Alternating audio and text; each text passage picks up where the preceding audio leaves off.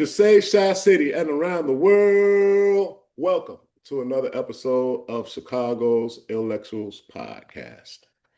And today we have Miss Sunette Sahlah. How are you? I am divine. Good. Yeah, I'm good. How you doing today? Finally get a little bit of rest, so I'm okay. I'm good. I want to have some fun with this interview because I was very excited about it yesterday, but I was just napping. So I woke up to do the interview, and after the interview, I'm going to go out and just hang out in my garden for a minute. So I'm doing good. I'm glad I got the post nap ride. This is exciting. I got that email like a good nap. So I got that one. It's about to go down. So, Sunette, can you tell the world a little bit about your background, where you're from, where you were raised, what schools you went to, that sort of thing? Yeah. I was raised on the south side of Chicago, born and raised, actually 57th and Wabash to be exact. So, and then transitioned from that, and in high school, I moved over to a community called Jeffrey Manor, which is like the east side of Chicago. I went to high school. Well, I went to grammar school. I went to a lot of grammar schools. Started off at a Afrocentric school called NCDC, New Concept Development Center. I went to, thereafter went to a Catholic school and then went into public school and graduated from Alexander Dumas on 66 and Ellis. So I spent most of my elementary time there. And then in high school, I started off at CVS because my mom, I started off at CVS because my mom recognized that I was really good at doing hair. So she was like, let's get you in a school where you can graduate from high school with your cosmetology license. And CVS was the pick. And then due to some family transitions, I ended up moving in my sophomore year to George Washington High School, which is on the east side of Chicago. So I graduated from there. So that's like my baby, like my little in the world up until high school life. And I stayed east side Chicago until my adult years. You've been around a little bit, huh? Yeah. Got around. Yeah. You know what's crazy? What? I grew up on 53rd and Calumet. Right down the street. And right now, I live down the street from Jeffrey Manor. What? So you've been around too. Enough about me. That is funny. That is funny. Yes, absolutely. So, Sunette, let me ask you, what are your values? I usually do it in order, but my values are my first values is love. My second value is integrity. The next value will be empathy. The next one will be freedom and / individuality. That kind of go hand in hand with me. And I usually stick with my top 5, and then my 5th one would be relationship. I like that you started with love, but I just have to ask, how would you define love? If you were like talking to your 13-year-old self, how would you define love? What does that mean? Love is, for me, it sounds so like the definition and cliche, but love is like patience, literally, like a place where I can return back to, like that's never changing, it's always there for me. And I think that's how I would describe love, a place where I can go where I feel at peace, I feel like I'm comforted, it feels good. That's what love is for me. And when it doesn't feel good, oftentimes when I find this in life, period, love is missing from it. Okay. I like that. All right. So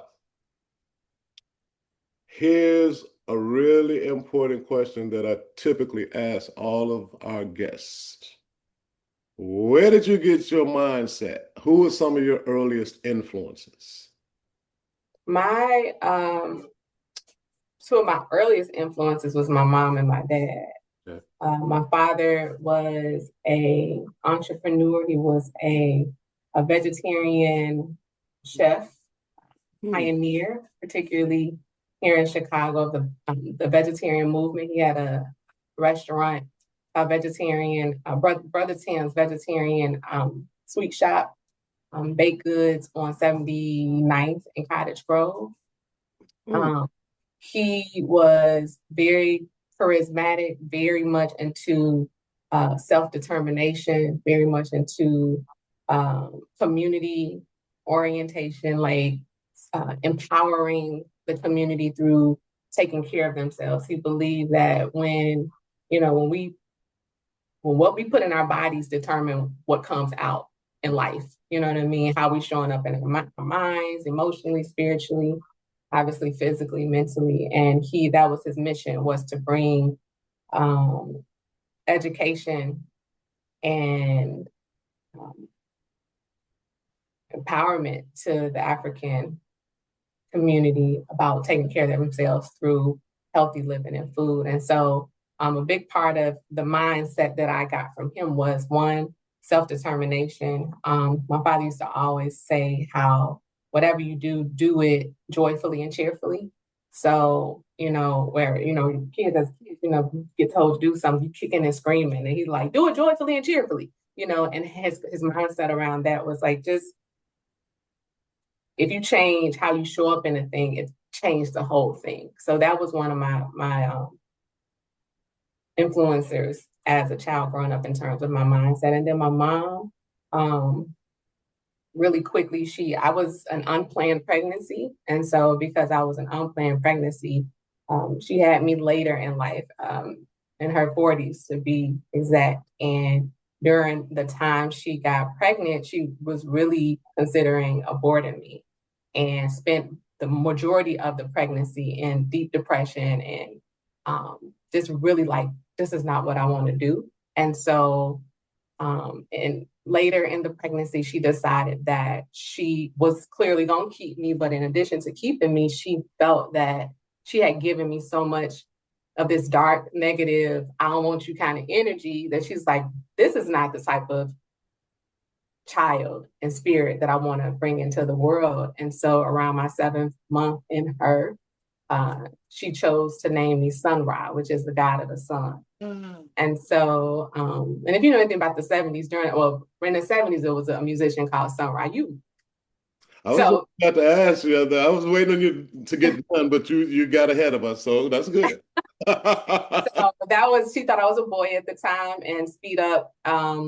I ended up coming into the world during that time when she, was decided to have me those last couple of months. She was just sharing and pouring and bringing light into me and just really shifting the energy that she was transmitting through me through those first few months, several months actually.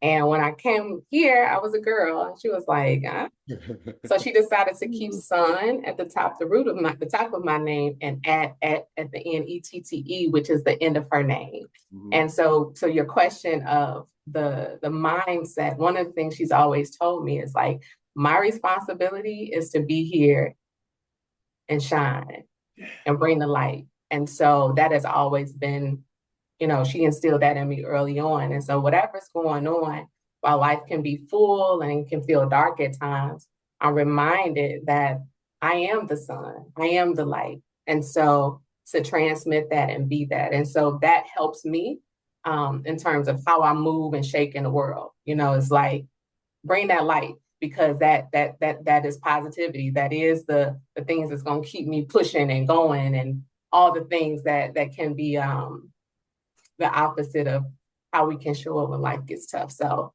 those are obviously two very important uh, influencers in my life and who were very intentional in how they raised me and influenced me. Yeah, yeah. So. That's heavy. That's really heavy. And I received that. And it's the perfect segue to my next question, right? Mhm. Tell us a little bit about leadership and wellness coaching. Yeah. So leadership and wellness coaching was birthed from I used to be for a majority of a lot, approximately a couple of decades of my professional life was I was a hairstylist and entrepreneur business owner. And what I found in that business, once I started to recognize what I really, really wanted, what I enjoyed most about that life and that profession was that I had the opportunity to be with women one on one, listening to what was going on, and be um, very supportive in how they were living. So I found that very like, oh, that hour or two that I would have with them, it was straight coaching. It was an opportunity to pour into them, hear what was going on, like almost like a very quick and therapeutic thing. And that is what led me to wanting to be a psychologist. And so I transitioned over into being a business psychologist, so to speak. How do you do that? But anyway, and that life, when I went into my schooling, I realized that, oh, I don't want to just be a psychologist. I want to be able to coach because I don't want the therapeutic, not the therapeutic, but I don't want to have to deal with the clinical aspect of it and all those things. And I decided to just go into coaching. And so wellness and leadership transitioned into me recognizing that in organizations, it was birthed in me recognizing that people in organizations, in order for them to be well, they need some guidance oftentimes. They need someone to teach them how to do the things. And I was like, in order for people to be well in organizations, I could teach them how to do that. And then that transitioned into leadership. And so right now, what that means is leadership and wellness, and coaching comes in where I marry the two. Leadership, wellness, teaching individuals how to be well through emotional, physical, professional well-being tools, resources, and I guide them through that, and I integrate wellness and how to lead in the book. Did you follow me on that? I did. I Okay. did. Especially the part where you didn't want to be engaged with the clinical aspect. But I could have sworn in one of our prior conversations you mentioned dialectical behavioral therapy, which lets me know that you know the clinical aspect. Yeah, because that was my study. Like I studied, That is funny. yeah. So yep. So still had to do all that stuff. Can you fill us in on some of your collaborations nationally and internationally? Yeah. I'll start with some of my funnest collaborations. Internationally was working with the United States Air Force in Japan. I was there for a year, not a year, please, that is not the fact or the truth. I was there for a month, Okay. working with the Air Force and supporting their leaders through wellness training, emotional intelligence training, wellness trainings. That was one of my greatest international collaborations. Another one was working with a company called Elsevier.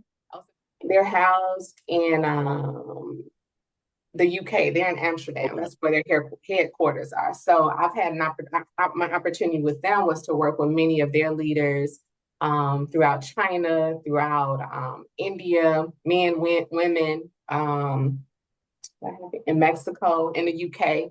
So that was one of my greatest international collaborations. In terms of nationally speaking, I've worked with organizations and collaborated with um, hospitals, Northwestern, University of Chicago, um, Loyola, the restaurant industries, Maple and Ash, Gibson's, Chicago Housing Authority, Hmm. just a lot of different places, and all across all type of industries. Those have been my greatest And, collaborations. and you've accomplished this and developed these professional relationships as an entrepreneur? Both. So I first started off with the relationships too. One of them, the relationships, many of the relationships started off as me being an account manager for a wellness company. And so with the wellness company, I came in as an organizational consultant and wellness coach. And then what they did was I had accounts. So like when I talk about Gibson's, I talk about Northwestern, I talk about Loyola, Rush, all these different spaces. Those were my accounts. So I supported them through their wellness and employee wellness initiatives. The working with the Army, I mean the Air Force, that was an entrepreneurial endeavor on my own. Working with Elsevier, working with that company globally, that was me coming in working under another organization, a consulting firm in Atlanta called Knights Consulting, that I was then I supported their offerings through my coaching and my consulting. I got Yeah. you. Okay. So, you recently published a book, right?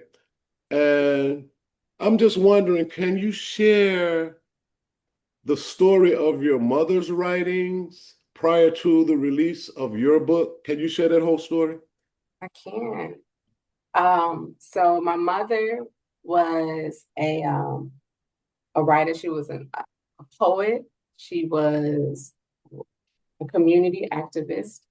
She started writing poetry in the late 70s. And in her poetry writing, a lot of this was, I mentioned earlier on how, the story of a lot of the emotional, mental challenges she had when I was birthed, when she got pregnant with me. But right in that late 70s era, she started to journal, deal with some reflection, and started to document a lot of her reflections and experiences in life.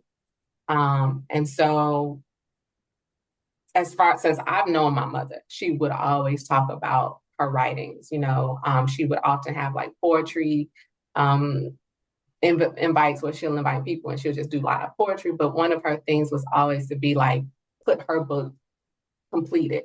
In the late 70s, she took a lot of the writings that she had and actually worked with somebody, got it copywritten, got those pages together, but never was released. It was never completed and released. And so for my whole life, that's all she talked about was, I got to get this book together. I got to get this book together. And so my mom was diagnosed with congestive heart failure in 2012 and around that time. And when she was diagnosed with this heart condition, she was like, I'm not leaving up out of here because I got too much work to do. I ain't finished my book yet, And I remember during that time, like, girl, you're going to complete this book. You know what I'm saying? You're right, you're going to complete this book. And so she ended up making her transition. And when she made her transition, she still left her work here. And so while her work was here, over the past few years, I knew that I was going to do something with the work. I didn't know what I was going to do with it. So one of the things I did was I started a company called The Spirit Within, which is what my wellness company's name is under, I was paying homage to her, where I do the wellness retreats, wellness workshops, and so forth in organizations. So that was one way I gave homage to her. But over the past couple of years, I'm like, we got to do something else with this work. I didn't know if I was going to do a podcast. I didn't know what I was going to do. And so when my book was birthed, I was like, spirit was, and I'm spiritual in that my mom, a part of my, are you familiar with mediums, like spiritualists or mediums, individuals who can connect with the spiritual world, the spirit world? Okay. So my great grandmother was a medium. And so that spiritual element is really deep within in me. And it was always something that my mom was very clear with me on that connection. And so one day my mom, spiritually speaking, about a year ago, she tapped into me. I started seeing her birthday in different places. And that to me let me know it's time to check in. Like, girl, what's going on? And once that spiritual encounter started to take place, I was like, it's time for me to do something. So I started to collect all of her works that she left, and I started to transcribe them. And it took a couple of years to put everything together and got it all together. And on her 80th birthday this year, April 13th, I released her book, The Spirit Within, completed that. Yes. So that's her book. The Spirit Within was her her spiritual writing name that she called herself, and she closed out a lot of her writings with. Yep. What about your book? When was your book released? My book was released on her birthday, so let's see. You released both of them at the same time? Released both of our books. Yep. Oh, Yep. we gotta Yep. let the So world know that. yes, yes. I released my book and her book on her 80th birthday. Wow, wow, wow, wow. And before we move on any further, please let the world know where they can find these books, your mother's book of poetry and your book. Yeah, you can find both of these books. My mom's books is The Spirit Within, The Collective Works and Reflections of Mawusi. And Mawusi was her a gifted spiritual name, but The Spirit Within was the name she used when she wrote. And so many of these are devotions, spiritual devotions, poetry about how to manage life. So you can get this on Amazon, The Spirit Within, and my book, Emotional Mastery for Women in Leadership. You can get that on Amazon as well, but I want to invite you all to visit me on some of my social channels, and we'll get to that later. So you can get a direct or signed copy from me there. Oh man, that's fascinating. Great Thank work. Great work. You knew the assignment, young lady. You knew the assignment. So, what are you presently working on?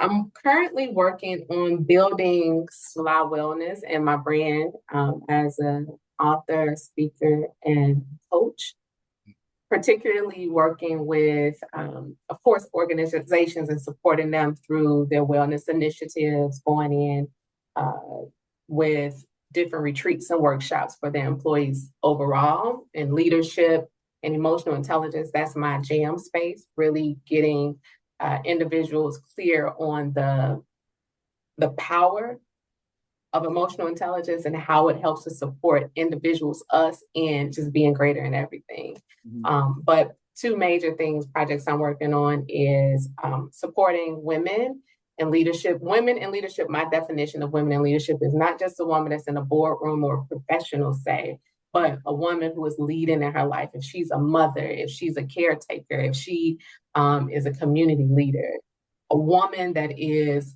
leading in her life, leading herself, but supporting women, one, through building and mastering their own emotions. Maybe they're having challenges with communicating effectively, or maybe they're having challenges when life gets tough. They shut down and they sleep for a couple of days, or maybe they need to learn how to really support themselves through saying no, creating boundaries. So supporting women there, and then also supporting women who are experiencing life transitions, whether it's a divorce, whether it's a breakup, whether it's a identity discovery, whether it's a transition from a career, whether it's transitioning from being a single person into, being in a relationship, you're an empty nester. So any type of major life transitions that women are experiencing, maybe some loneliness in or confusion around, and need some support and navigating that in a community. I'm working on those two big projects. So that's my love work and work that I'm certain that I'm called to do to support women as they continue to be greater every day. That's super dope. That's super dope. I'm just wondering, can you share with us like the foundational fundamentals of emotional intelligence? Can you just share that with us for a second? Mhm. Yeah. Okay, so this was not planned, but I have to do this really quick. I know I'm going to stay on task, but I just got a migraine. Right now? Right, it happened like about 5 minutes ago. So I've been navigating that, but I want to do this really quick, and I think this is important to share this with you and share this with the audience. Something that I learned, and I just want you all to. I know many is. Let me ask you: is it okay for me to take 2 minutes to do this? And it's appropriate, and that it's a wellness technique that I'd like to share with you and your audience really quick. Absolutely. Okay. Absolutely. Yes. Okay. So as I just said, I just got a migraine, and I know some of you all who may be listening may have experienced migraines, or when that pressure comes, whether you are at work or life can get full, but pressure happens in our head. And so, a technique that I've used and it's been proven to work for me. I learned this in a grocery store years ago. I was looking crazy and looking mean, and this man was like, "Why you so mean?" And I was like, what are you talking about? I got a headache."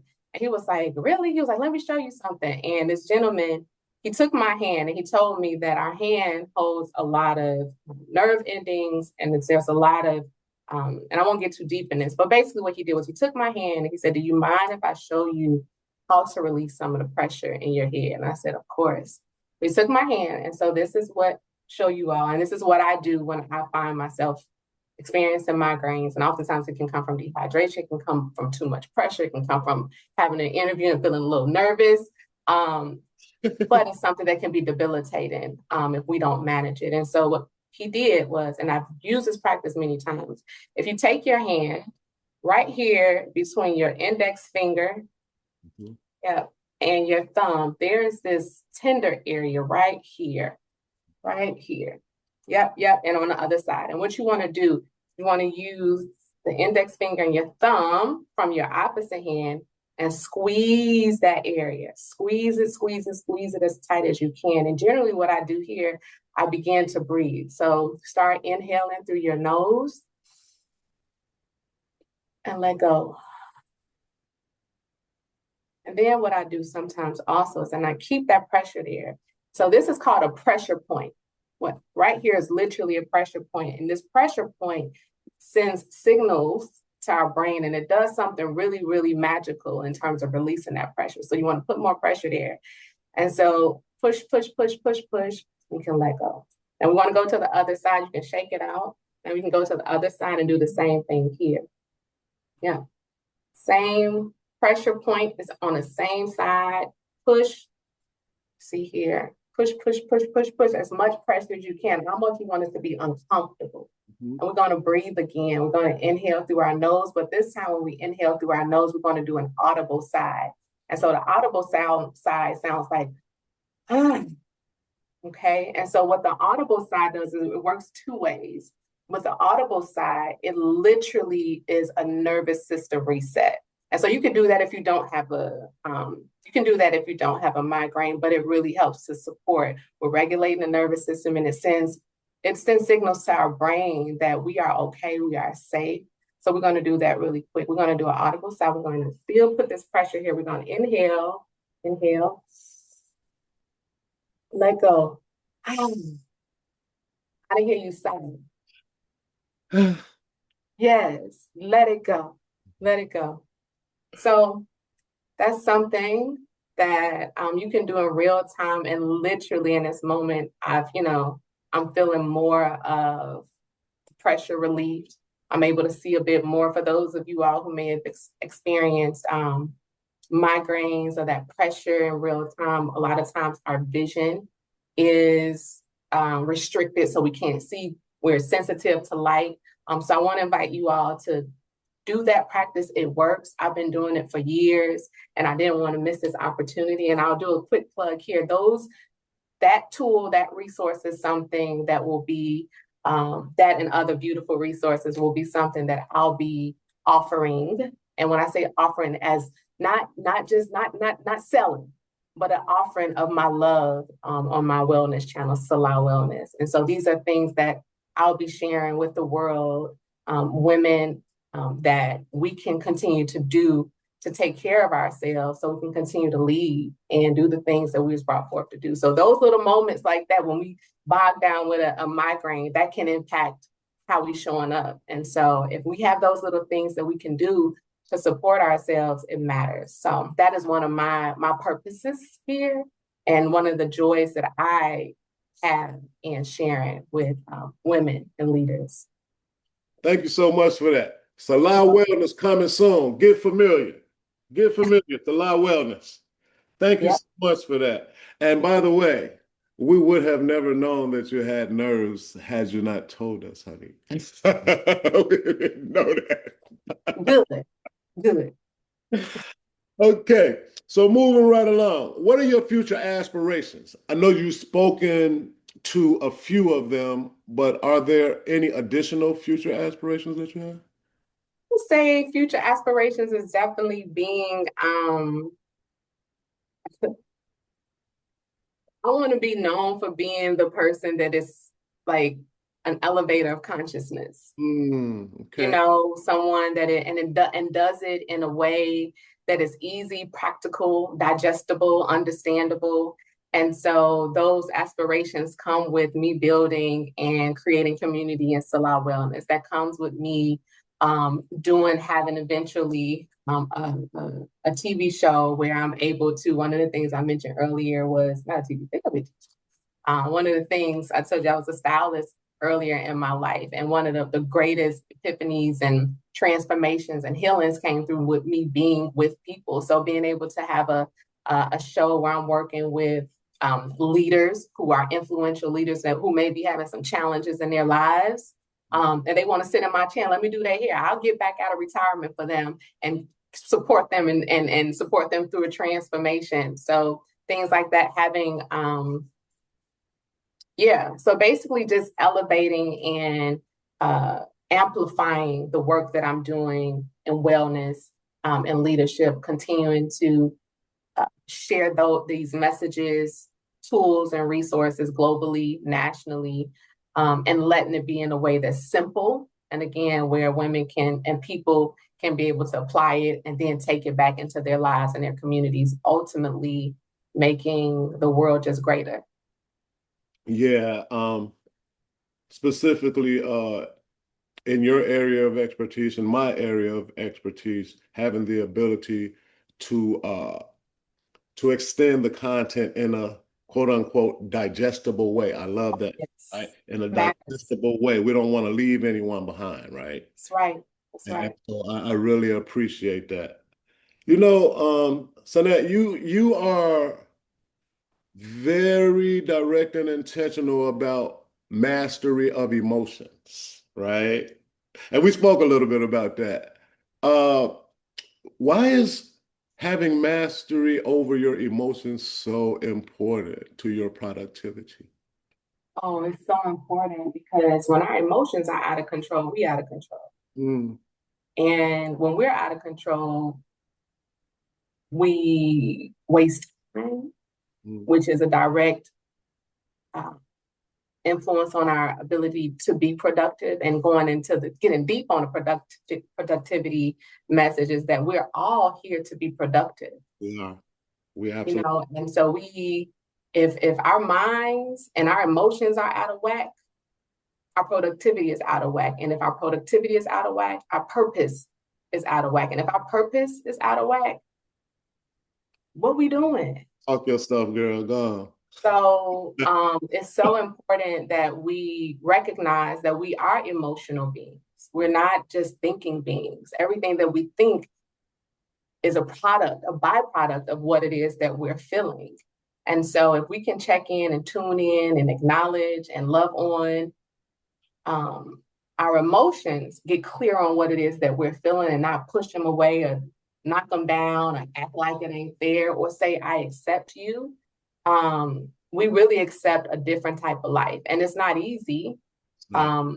It's a practice. And that's where the mastery comes in. Mastery, the definition of mastery is doing the same thing over and over and over again until you get better and better and better. And that is what emotional mastery is. So that's why I think it's necessary for all of us. It's necessary. Yeah, that was a great description of the importance of being consistent. Many times I find myself asking, okay, where are you today? Yes. Right?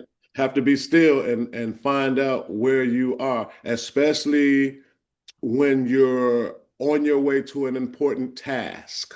Mm-hmm. You have something uh, that you need to take care of, and it is very, very valuable to you, right? It's something that you're deeply invested in. Have to find out where I am. Right. Tap in. Yeah, am I So centered? Okay, am I aligned right now? Do I need to sit back for a minute, take a deep breath, and center myself, get on my square so that I'm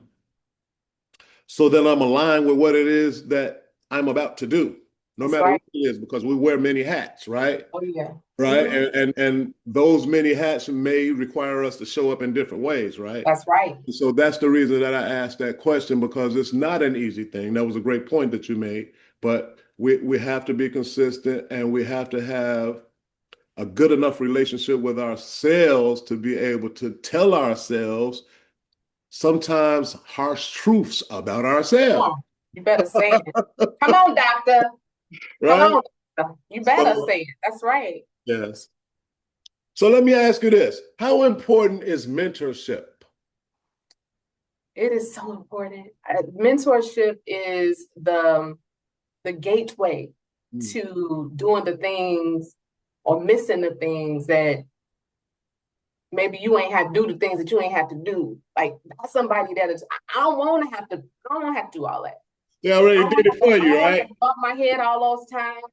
I don't have Uh-huh. to I don't have to do that. And while I know that we all are on journeys and we got the things that we got to do to get to what it is that we have to do, it is through mentorship that someone can help to lead us, guide us, support us, show us the way. And I think that it's important in, like I just said, the word see. We need to see what's possible. We need to see. And oftentimes through mentorship, when it's done in a loving way, it's done. And oftentimes when someone opens up in mentorship, um, I'm really quick, I'll say this about mentorship too. I think that mentorship should be something that it's an agreement. I remember it was a gentleman that I asked if he could be my mentor, and I was heavy looking on mentors, and he stopped me and he said, "Okay, well, what do you expect from me? What do you want from me?" And I had never heard that before, and it put me in a position where I had to stop and think, what is my expectation from this person? What am I showing up, and how am I? What's in it for him, essentially, too. And so when I think of the agreement and the importance of mentorship is for those of us who are mentoring or have mentors, one is, are we going in these relationships with a seed, not just not just a give me, Mm. right? So that's one aspect of it. But the giving of it, the mentor is, if I want to take on this responsibility, this commitment, this agreement, how am I showing up? And it's a big responsibility, I think, and a privilege when it comes to sharing your knowledge, your skills, your wisdom, with those who are here in purpose as well. Yeah. Yeah. Was that clear? I felt like I rambled on that. No, no, no. I got all of the points. I got all of the points. Mentorship uh, is a relationship that provides tangible evidence of the possibilities. Oh, yes. I need And to see it. yes, actually directs you toward what many view as the impossibilities, especially in our culture, Oh, right? yes. Yeah. Uh, Mentorship also provides you with a level of accountability, is what I heard you say. Oh, yes. What do you Yeah. need from me? And this is what I'm going to provide to you, a Yeah. contract of sorts, right? Yeah. Um, it's a cheat code.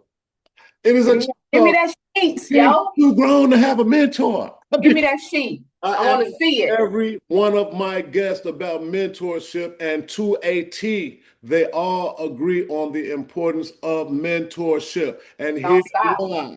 There's no one that we know of in the world who has become great or recognized as being great that didn't have a long list of people that helped them along the way. Yes, So all of a absolutely. sudden I show up thinking I'm about to do it by myself. Come on. Yeah, Come okay. on. Right? Figure that out. Yeah. Um, Talana is actually, that's how that relation, one of my friends and our mutual friends, yes. that relationship was birthed in mentorship. And years later, through the patience, through the I can call and ask, hey, how do I navigate this? And the love, I mentioned that earlier, like the agreement is like, if I'm gonna do it, I'm gonna do it the best I can. And to have a mentor as Talana Wilson who could show up and give in love and in truth and directness, sometimes toughness, but in love at the end of the day, that matters. That's the contract that I talked about, right? If I'm going to do it, that accountability, okay. So. Yeah, I mean, you made great points. The only thing that I would add to the points that you have made is the importance of us remembering that mentorship, the mentee-mentor relationship is a reciprocal one. Amen. It's a reciprocal one. It goes both ways. Oh, yes. So might have to call you and ask you something that they told you 5 years ago. Right? That's right. That's Don't forget. right. But I heard you say earlier, the mission. Don't the assignment. That's the word you use. Don't miss the assignment. What's in it for me? What's in it for you too? Yeah. So yeah, I like that. Thank you. Yeah. So what does Sunette read? Glad you asked. So I have two books that it's so interesting. I have two books on rotation every day just for the past 2 years. Interesting, right? But I read these two books, but I keep them on rotation. So I read a portion of them daily. And then I add an additional book to what it is or the area that I'm focusing on at that time in my life.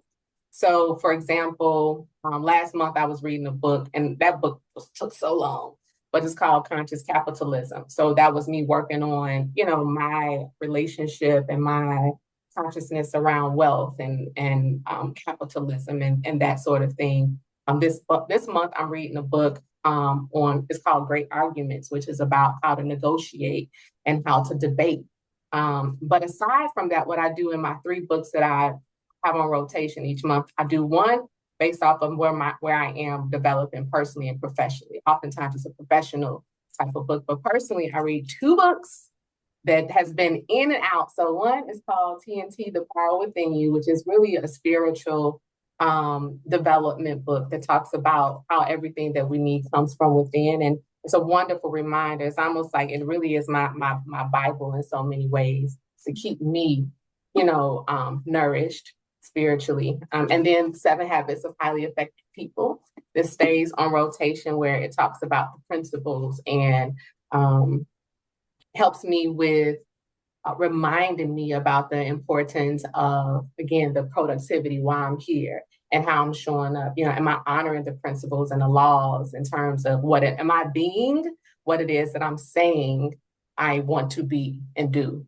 And so these are, I read those. And then, like I said, I generally alternate. The serious books could be based off of what it is. Well, that could be a book about learning how to navigate professional spaces, being an introvert. It could be about magnificent sex. It could be about anything that is going to support me and my development or my interests. I'm going to read it. So I read a little bit every day.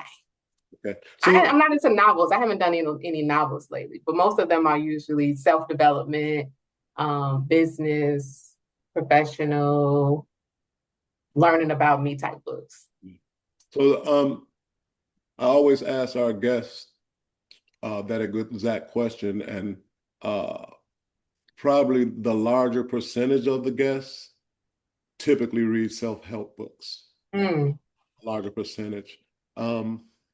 So you said you read a little bit out of both of them. Do you have a specific amount of pages? Because I do that. I'm reading multiple books at a time, and I'll make sure that I read like a chapter, or I'll read 20 pages out of each of the books, right? That I'm reading, right? Because it's hard to get through it. You don't want to get foggy and kind of blur your comprehension, right? and so do you have a set amount of pages that you typically read, or you just? No, I don't do a set amount of pages. My ritual generally is I'll set about 30 minutes for my morning reading. So in 30 minutes, that could be like, and like, for example, if days that I don't have the time, or I woke up late, for example, I practice just opening up the book. So if that's just a passage, I read for the day. but I make sure that I'm following the cadence of all books. So the TNT usually comes first because that comes after my meditation and all that. And then the highly effective people that comes thereafter, because that's really more the level up of the spiritual verses and a little bit of professional. And then I go in right after that with tapping it off with some type of professional development type of book. So something that is where I'm focusing on something different, whether it's, again, communication or talking about finances or anything like that. So usually it's in that like 30-minute cadence, that time frame. I don't do the pages things. Okay. Yeah, time works as well. Time works as Yeah. well. Yeah, I like that though. As long as we do a little bit toward our goals every day. Yep. A little bit Yep. was not like that. I think I heard you say that. Uh, Share with us your musical taste. What type of music do you listen to? Um, I like R&B is always, I'm a 80s baby. I grew up, well, I was born in the 80s. So a lot of my comfort music, like, that music where I'm like, I'm gonna get some wine and chill. It's gonna be like some R&B, like some Jodeci, you know what I'm saying, like some Faith or something like that. And then I also love neo soul, so anything that's chilled. If I'm in like a certain type of mood, like a gangster mood, I'm like, I'm gonna get some pop, or I'm gonna get some like still, you see, I'm still in 90s. That's funny. Right, right. And then I'll still move up into like R&B. R&B is generally my jam. I enjoy gospel. And I like rap, but I'm usually the type of person that I don't have like major playlists. I'm like a playlist like person. I'm like, can you share your playlist? Because I don't want to make my own. So I like all types of music. Good, good. Yeah. That's very interesting. Can you give a message to our future up and coming leaders, the young ladies who will one day be adults and they desire to be in leadership positions? Can you give a message to that population of people? Message. What would my message be to them? I started off by saying that my top value is love. And I found that love, as beautiful as it is and sounds and seems, it also is a concept that many people are afraid of, and oftentimes don't lean into, and oftentimes neglect themselves with. And so I would share with young leaders is learn what love means to you and then love yourself. Mm, very, very. Because it always comes back to you. Like we'll always be with ourselves, regardless of who comes, what goes, you'll still be there. And so I talked about mastery earlier, doing the thing over and over and over again. So that means to keep coming back and understanding what it means to like yourself, to love yourself, to like yourself, to love yourself. Keep coming back to that place over and over again because you'll be there. You'll be there. And so that's what I would say.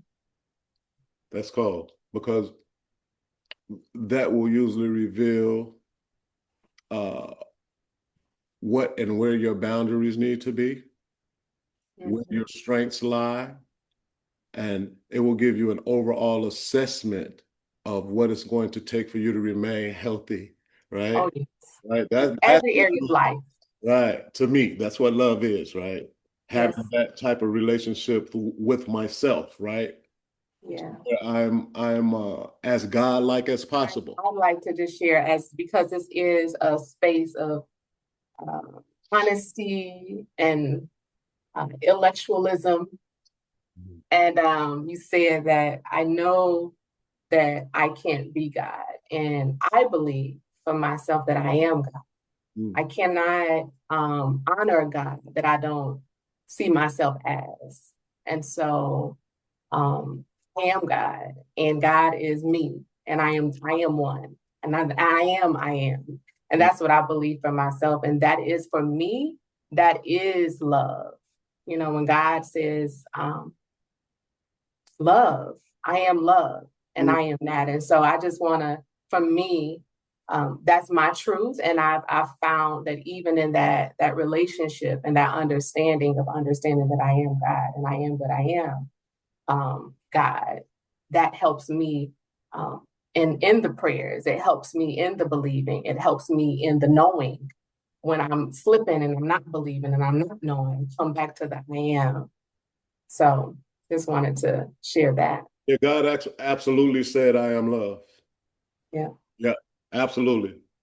So this brings us to the end of our episode here, and it's been an exceptional episode.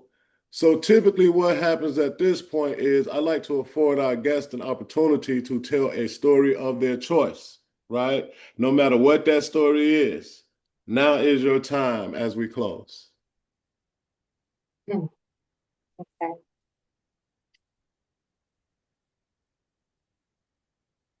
Um, Over the past few weeks, I've been managing um, some transitions. And I say managing transitions in that I've recognized that how I've been showing up in my life for a while, and I say over a decade in terms of working really hard and doing the things that I felt that I needed to do in terms of being a businesswoman, more specifically, and um, managing life and doing all the things. I feel like I've been very diligent. Um, and so I've recently recognized over the past few weeks that some things had to change in my life. More specifically, some things where I thought it should be a certain way or look a certain way. It was like, no, like we talked about the guy was like, yo, I see you, boo, but that's not exactly what I got planned. Mm. And so I was very resistant, just very resistant. Like, no, I've been doing the thing. I've been following directions. I've been investing in myself. I've been doing hard work. And so that made me feel very defeated over the past couple of weeks. I've just been managing some sadness and some um, confusion and purpose questioning moments.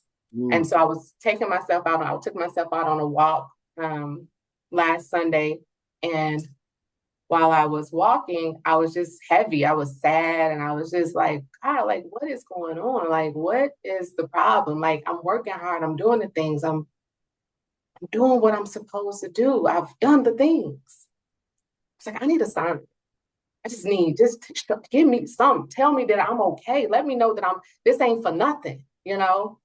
So I took myself to the beach, walked to the beach, stayed there all day, came back, was still feeling pretty low, sounded kind of sad.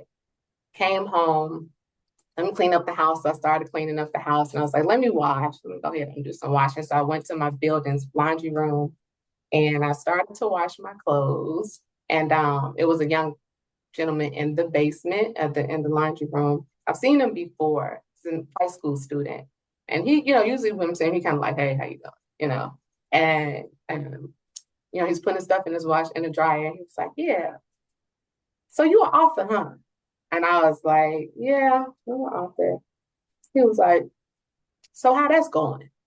I'm like, it's okay. It's like I have my days. Sometimes they're sweet and other days they're like, what the fudge is going on? I was like, and honestly, today is like a what the fudge is going on day. I said, so sometimes it's just hard. And he was like, yeah, I get that. But I want you to know that if you didn't have this time, these struggles, this heaviness that you're feeling, this yuckiness that you're feeling, you wouldn't be able to get on the other side of this without it. He's like, so I want you to know that you are exactly where you're supposed to be. God wants you to know that you are exactly where you're supposed to be and that you're doing good. You're good. You're doing good. And baby, when I tell you I cried like a baby, I mean, this 16-year-old is speaking life. I'm talking about like, when I asked for tell me something, God. And the most unexpected place. Yeah. a 16-year-old young boy that we kind of walk, we don't really talk to each other like that. For him to tell me that, and remind me in real time in the midst of my darkness or my sadness or my uncertainty. And it was such a reminder. And I went up to my house and I just, released it, this really major cathartic cry, like, and it brought me to the place of saying, Sunette, you were here when you wrote your book. Yeah. You were in the place of confusion. You were in the place of frustration. You was in the place of the why. You was in all of that. And I said, wow. I got my book and opened up my book. And in chapter 11, it says, emotional mastery is not saying that you'll never go through life. Emotional mastery is not saying that you'll never have problems and issues and frustrations and sadness and confusion and all the things. Emotional mastery is allowing yourself to experience the things, feel the things, and get through the things. But this book,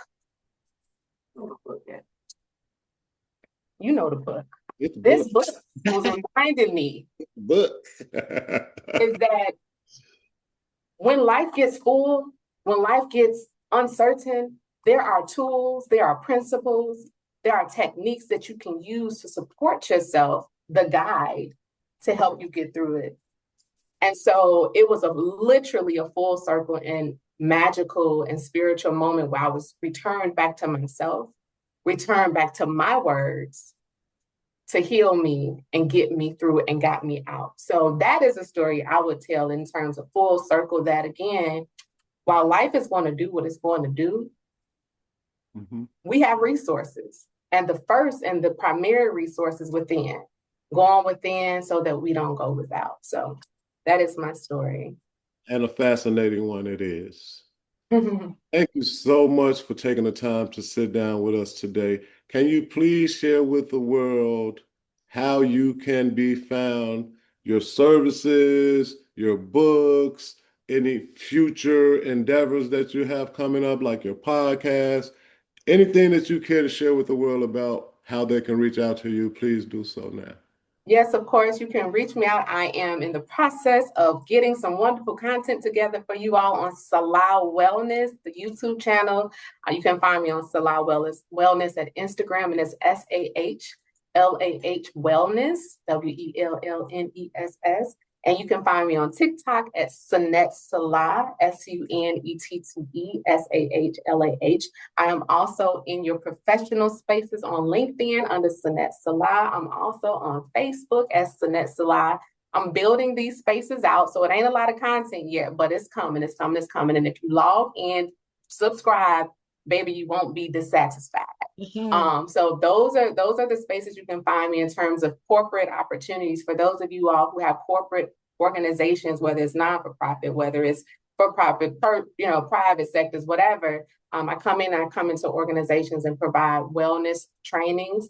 I also do consulting. So if you need strategic partnering in terms of where you are professionally, you like, look, I need to figure this thing out. If you are a woman who are managing a life transition, maybe you just got divorced. Maybe your brother out here and you got a sister that just got divorced and you like, my sister needs a little community. If you are a mom who's navigated maybe being a single mom or empty nesthood, or you just like, look, who am I?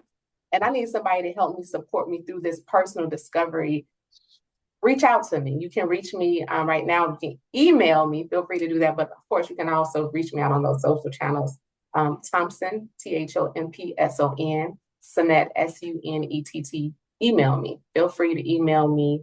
And and if you're a woman that you are wanting to begin to master your emotions and create, a greater life for yourself, because again, it begins with you. I'm the person for you. We have community. We have women who has been where you are. We talked about mentorship earlier. You're not alone. And you have a guide here with you that is empathetic, a guide that is loves to love, so you'll be in good care, and a guide that has been through the things and all